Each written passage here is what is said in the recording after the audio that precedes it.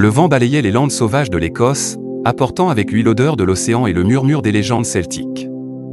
Au cœur de ces paysages mystiques se trouvaient les cercles de pierre, des sites anciens chargés de mystère et de pouvoir.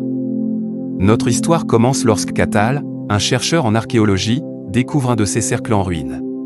Cathal était un homme de science, fasciné par le passé, mais il n'avait jamais cru aux légendes celtiques.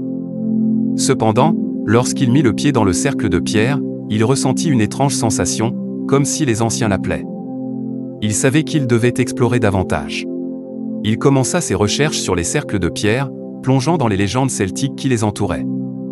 Il découvrit que ces cercles étaient considérés comme des portails vers d'autres mondes, des lieux de guérison et de divination, et des points de rencontre entre les vivants et les esprits de la nature. Cathal était obsédé par les cercles de pierre. Il passa des mois à voyager à travers l'Écosse pour en découvrir d'autres, à les étudier et à enregistrer leurs mystères. Il apprit à lire les signes et à ressentir les énergies qui émanaient de ces lieux sacrés. Lors d'une de ses expéditions, Cathal rencontra Élide, une femme locale dont la famille avait toujours vécu près des cercles de pierre. Elle lui offrit son aide et ses connaissances, affirmant que les anciens gardiens des cercles avaient choisi Cathal pour une raison particulière. Cathal et Élide travaillèrent ensemble pour révéler les énergies cachées des cercles de pierre. Ils pratiquèrent des rituels anciens, écoutèrent le chant du vent et des oiseaux, et sentirent le pouvoir de la terre sous leurs pieds. Les pierres semblaient vibrer d'une énergie mystique. Un jour, alors que Cathal se tenait au centre d'un cercle, il sentit une force invisible le soulever. Il se retrouva alors dans un monde parallèle, un royaume celtique ancien, où il rencontra des êtres mythiques.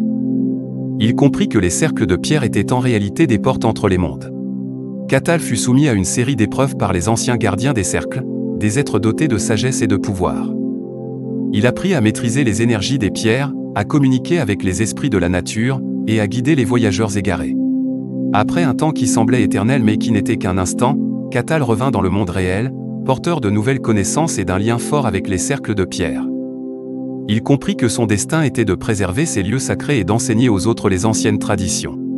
Cathal passa le reste de sa vie à étudier, à enseigner et à protéger les cercles de pierre. Il forma de nouveaux gardiens pour veiller sur ces sites sacrés et préserver la magie celtique pour les générations futures. L'histoire de Cathal est devenue une légende à son tour, transmise de génération en génération. Les cercles de pierre sont toujours là, gardiens silencieux du passé, porteurs de la sagesse celtique. Chacun qui les visite peut entendre le doux chant des pierres, un rappel des temps anciens où les mystères de la nature se mêlent à la magie des anciens. Ainsi se termine l'histoire de Le Chant des Pierres, une aventure fascinante à travers les cercles celtiques. C'est une histoire de découverte, de respect pour la nature, et de transmission de connaissances ancestrales. Les cercles de pierre continuent de chanter, porteurs des secrets des anciens Celtes.